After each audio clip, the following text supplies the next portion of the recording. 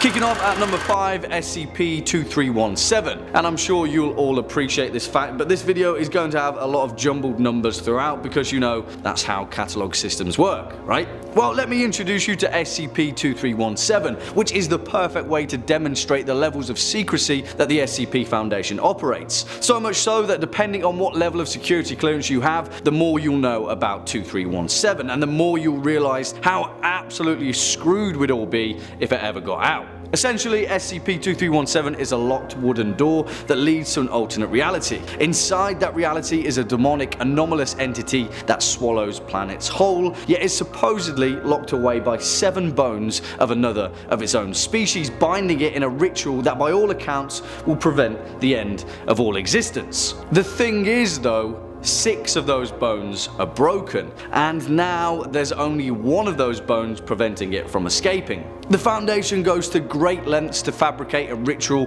which involves human sacrifice, which it tells its lower ranking staff will prevent said end of the world. Spoilers though, it doesn't, and all it does is serve as a way to mentally distract everyone from the inevitable end of all life. Whew, heavy stuff. Coming in at number 4, SCP-2399. Now, it's important to note that there's a slim chance that SCP-2399 won't be a world-ending catastrophe after all, and its intentions are to simply land on Earth and usher in a new age of technological prosperity. But really guys, would we ever want to take that risk? Because I wouldn't. In short, SCP-2399 is a massive alien continent-sized complex mechanical structure that was on course for Earth before it was caught in the gravity of Jupiter's moon of Io, causing it to become stranded on the gas giant, automatically activating its self-defense protocols, resulting in what is now known by astronomers as the Great Red Spot. Now, SCP-2399 constantly dispenses fleets of small drones that slowly repair it, and as far as the latest update goes, it's nearly ready for completion. The thing is, it's encased in an indestructible force field that the Foundation currently has no way of even denting or even scanning to figure out what the hell is going on underneath there. Their latest plan was known as Protocol Legionnaire, which essentially was firing a volley of nuclear warheads enough to wipe out civilization 1,000 times over. And guess what? Not even a dent. Whatever's under there has got the Foundation spooked and in all likelihood will result in the end of the world as we know it. Hey, that's a song, right? Next up at number 3, SCP-3003. If any of you have a fear of the uncanny, then this one's for you, because if the thought of being parasitically overthrown by a sentient alien bug sends shivers down your spine, then let me introduce you to SCP-3003, otherwise known as the end of history. Essentially, 3003 is an Earth-sized planet 208 light years away from our Earth, but aside from distance, is near identical to our own. However, it possesses a population of over 30 billion and is exponentially more technologically advanced than our civilization, down to one small but significant difference. SCP-3003 is controlled by a beetle-like organism that parasitizes human life and wants to bring Earth under its influence. Because of its ability to enslave human life under its hive mind, the planet of SCP-3003 has become highly advanced and is nearly at the point of becoming an interstellar civilization, where it will arrive on Earth and infect us all with its mind-controlling amoeba-like organisms. The thing is though guys, the 30 billion humanoids already under its control are possibly the happiest people in the universe. They're healthy, they're happy, they don't partake in violent behaviour and abstain from military conflict. They have a resistance to pain and diseases and are genetically engineered to be the best spacefaring species that they can be. But they also lack all semblance of free will and self-determination, so get the hell away from my brain, you damn alien bug. Swinging in at number 2, SCP-3007. Whew! This one's a doozy. And SCP-3007 is what is known in the Foundation as an info hazard, a key to class info hazard, which in other words means it's really bad. An info hazard by nature wants to be spread via knowledge and awareness, and as we all know, you can't kill an idea. Essentially, 3007 is a simultaneous dream that people have, which exhibits them walking through a strange world, not unlike our own. If they're injured in that world, they're injured in real life. If they die, they die. And there's an entity imprisoned within it that wants nothing more than to bleed out into our world to do the same. it's known as the Red. Now, there's a lot to this skip, and the canon surrounding it is very intricate, but essentially the Red is an anomalous entity that attached itself to a highly advanced alien civilization that had reached space exploration and stumbled upon it. Over hundreds of years, it used this unfortunate civilization as its plaything, twisting and contorting them into monstrosities and warping their world for its own sadistic pleasure. And guess what? It wants to do exactly the same to our world and is slowly luring people to its awareness through the power of dreams. Currently, the only way to contain this spread is to terminate all people who become aware of the info hazard, and as far as plans concerned, there is none. Oops. And finally, at our number 1 spot, SCP-001 SDL. Alright, as far as fiction goes, SCP-001 When Day Breaks is one of the most masterful and horrifying stories told throughout the entire Foundation, and it's a testament to exactly what the SCP multiverse can produce. Now, there's no clear definition on what SCP-001 is, and instead there are over 30 different proposals which keep the whole thing ambiguous. One of those proposals is SDL, or When Day Breaks, and it gives a whole new meaning to Don't Go Into the Light. Essentially, SDL is an extinction level event where the sun has turned everyone on Earth into an amorphous goo, which still retains its sentience and essentially reduces Earth's population to malevolent flesh zombies. What is left is a bleak, inhospitable world for its survivors, people on the edge of existence, roaming the wasteland, trying to stay in the shadows and avoid the roaming hordes of melted flesh zombies. What makes it worse though is that the amorphous goo has a tendency to combine into each other, meaning that a large bulk of the 7 billion people on the planet have become burbling, breathing masses of sentient, fleshy goo, and they want you to join them to step out into the light and be melted by the sun. Whew. I'd take regular zombies any day. Kicking off at number 5, SCP-2700. And really, this should be at the top of our list in terms of calamity, but we recently covered it in our cursed SCP items list, so no, get to the back of the line, SCP-2700. As we said in our other list, stock for stock, this item is potentially the most devastatingly powerful item in the entirety of the SCP Foundation's arsenal. As the record states, SCP-2700 is a complex mechanical device believed to be a vessel of sophisticated directed energy. The device itself consists of 3 components: the interface, the accelerator, and the core, and it was developed by the legendary Serbian physicist and renowned inventor Nikola Tesla. Yes, exactly, the Nikola Tesla. On the surface, the Foundation portrays this ingenious object as merely a miraculous relic left over from the legendary inventor's legacy. But as is the same with many things in the SCP Foundation, all is not as it may seem. To boil it down, SCP-2700 is a weapon of such immensely insane power that a single firing wouldn't just destroy all life on planet Earth, it would destroy all life in the universe. Well, I say destroy in the most tentative term because a better word would be reset. SCP-2700 behaves inversely regards to entropy, and if you fire this weapon, it would cause a chain reaction that essentially causes a reverse Big Bang. Maybe the universe would completely reset itself, maybe it wouldn't. I don't really want to find out. Do you? Coming in at number 4, SCP-990. And I love this skip because SCP-990 reminds me of both the Observer from Fringe and the conspiracy suits from the X-Files, except this guy is a little more forthcoming with his mysterious intentions. SCP-990 is one of the few items in their canon that the Foundation isn't entirely sure whether he's trying to help humanity or destroys all entirely. Currently, there is no known containment procedure for SCP-990 for one simple reason: he only appears in dreams. Essentially, he's a much more stylish Freddy Krueger. Sorry Freddy, just with less claws and even less plastic reality. As the record states, SCP-990 generally appears as a human male dressed in a Cold War era business suit who appears to Foundation personnel through the power of dreams. So far, no members of the Foundation have encountered this guy in the real world, and if he corresponds to an actual physical human being, then he's yet to be found. Essentially, 990 appears with the intention to warn people of disastrous events, and anything that he warns of inevitably comes true. Now, the Foundation aren't sure whether he's actually causing these events or just being a good dream Samaritan, but his most startling revelation is the end of the world, and his warning is focused on a yet to be revealed SCP. I guess we'll just have to wait and find out. Next up at number 3, SCP-001, When Day Breaks. Now this is an interesting one because if you know anything about the SCP Foundation, you'll know that their first entry in their archives, SCP-001, is ambiguous in its origin and is made up of over 20 different entries, all of which may or not be the real SCP-001. Sound a bit confusing? Well, essentially SCP-001 is brimming with potential red herrings to keep the Foundation's motivations and goals a secret. One of these is SCP-001 SD Locke's proposal, also known as When Day Breaks, and if it is a genuine entry, then we're all kind of screwed. In the worst possible way. As the record states, When Day Breaks is an Apollyon class object that due to its nature cannot be contained. It is the designation given to our sun after an undisclosed event resulted in over 6.8 billion casualties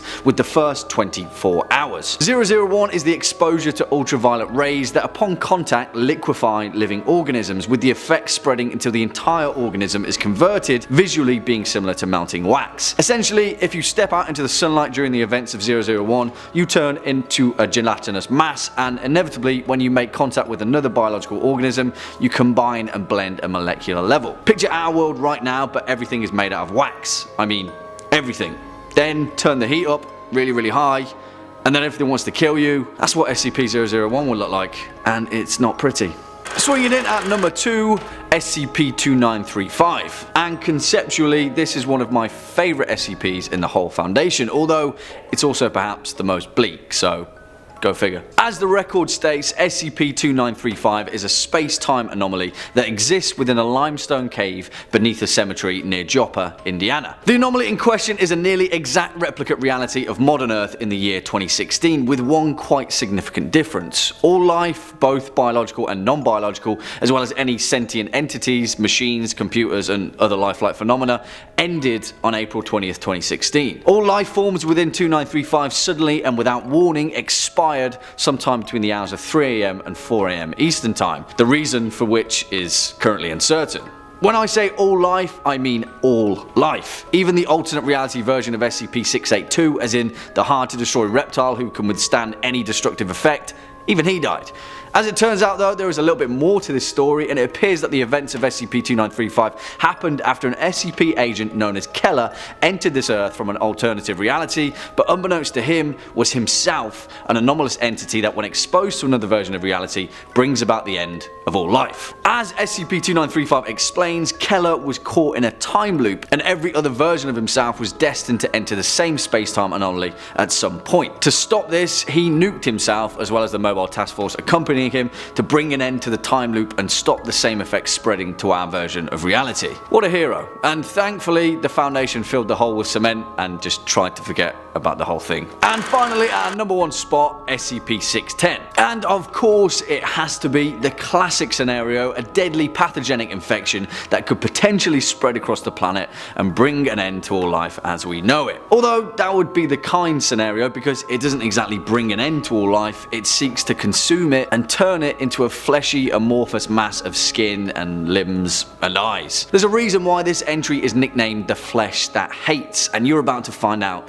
exactly why. As the record states, on first look 610 appears to be a contagious skin disease with symptoms including a rash, itching and increased skin sensitivity. Within 3 hours of exposure the disease will cause blemishes resembling heavy scar tissue that within 5 hours completely consumes the victim. The victim then appears to expire but will restart after several minutes, where the scar tissue on the victims then begin to move on its own accord and grow at a rapid rate. Victims have been observed growing extra limbs, elongating their heads and splitting apart parts of their bodies where additional branches of flesh will grow. The thing is though, once infected, 610 seeks to aggressively spread itself over the nearest surfaced area, searching for other biological organisms that it can add to its mass. 610's only motivation is to consume the planet into one writhing, limb-filled mass of flesh.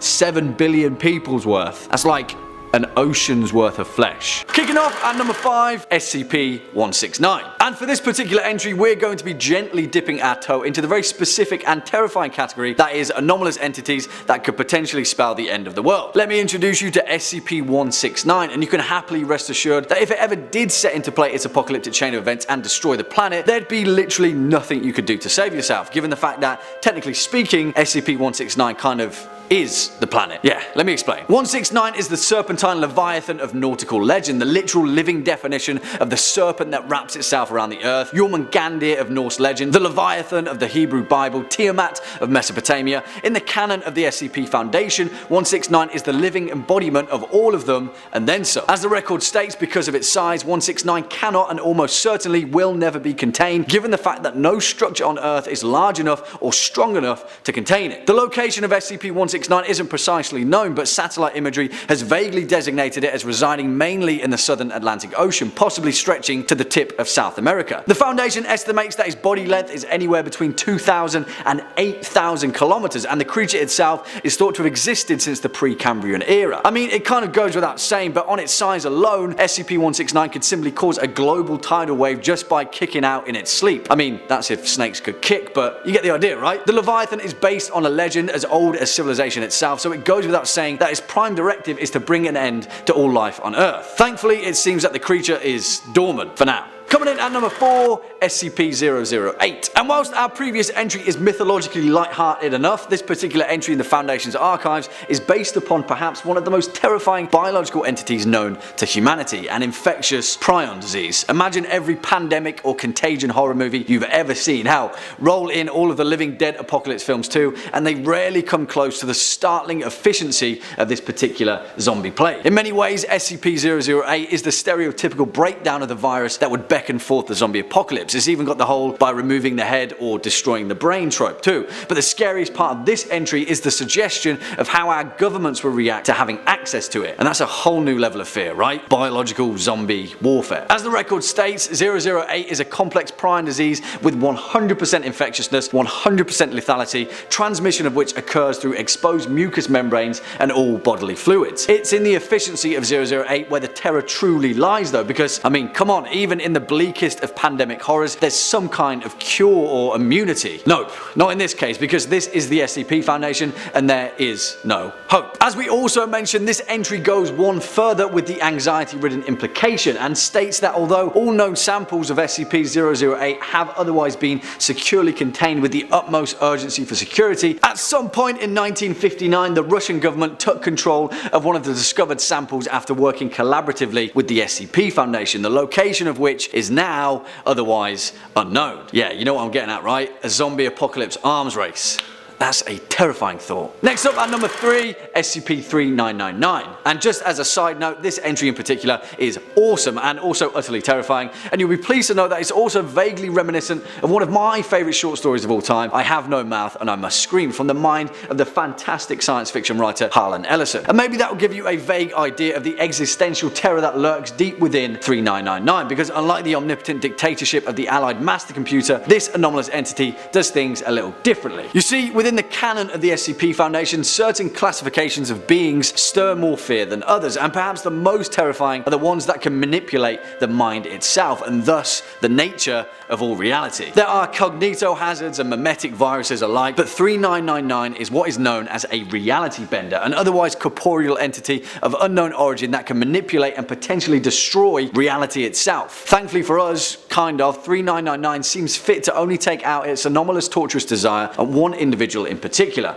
a member of the Foundation staff by the name of researcher Talleyrand, who, much like the 5 victims of the Allied master computer in Ellison's story, is the perpetual mental slave of the 399 entity, caught in the eternal torment of both psychological and physical misery. Now, take my word for it, the terrifying reality-bending entity within this entry could very much bring about the end of the world with merely a snap of its fingers, but there's a very poignant ending to this Foundation piece that I'm relatively certain you Top 5 Scary Videos viewers will enjoy. Shout out to Lord Stonefish, the creator of this entry, because it's one of my personal favourite picks in the whole of the Foundation archives, and it's masterfully written. You know what, there'll be links down below. Swinging in at number 2, SCP-001, the Gate Guardian, otherwise known as Dr. Clef's proposal. And as you may know if you're familiar with the SCP Foundation on a whole, the first entry in the organisation's archive, 001, isn't exactly clear in its portrayal. In fact, 001 is made up of over 30 different possible proposals as to what the entry in particular actually is, as in it may entirely be possible to be none of them, one of them, or even all of them. The one that we're concerned with though is perhaps one of its most popular, the Gate Guardian, which outlines knowledge of a colossal being made from pure energy that wields a sword with the ability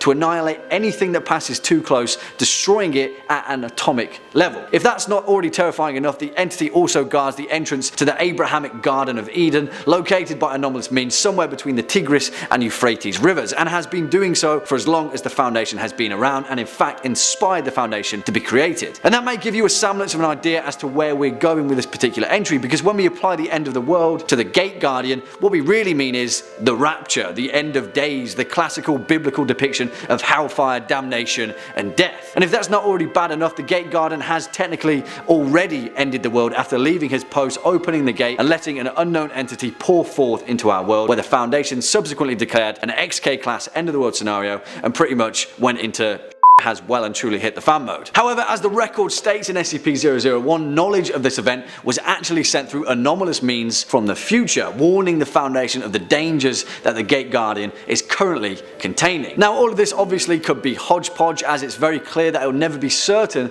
as to which 001 proposal is true. But if it's this one, yeah, there's probably no coming back from this one. And finally, coming in at our number one spot, SCP-4023. And as a horror fan, this one is awesome, if not utterly terrifying, and conceptually speaking, SCP-4023 is perhaps one of the most horrifyingly original entries that I've seen in a long time. However, as with many things in the SCP Foundation, it does take quite a while to wrap your head around its technical intricacies. But once you do, yeah, you'll be like me and have the prior knowledge that this entry in particular is going to end really badly. Let me explain, and really all you need to do is keep the number 23 firmly in your mind. As the record states, 4023 is an Apollyon class object that is seemingly made up of a collection of 23 anomalous objects, events, and entities which are currently being investigated by the Foundation's researchers as to their true nature. Although they do already have an equally terrifying hypothesis, and it revolves around a figure referred to as SCP-4023-18, otherwise known as the Entity, an extra-dimensional malevolent force that is seeking to enter our dimension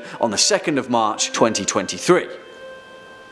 It is believed by the Foundation that this entity in question has been creating anomalies that relate to the number 23 in our world, as well as many other realities, in order to act as a nexus for its arrival into our plane of existence. Although only speculatively, its goal is to merge with the 13 current O5 council members, where it will enter a state of completion in which the entity will consist of 23 connected parts, the other 10 being comprised of itself, and the 9 missing members of a previously extinct O6 council that were absorbed by the entity. Yeah, it's complicated, but that's the terrifying beauty of this particular entity. It's the fear of the unknown that drives its nightmarish narrative. We don't know what SCP-4023 will do, can do, or is already doing, but it does mean one thing. Whatever it is, it will more than likely herald the end of the world. But that's just another day for the SCP Foundation, isn't it?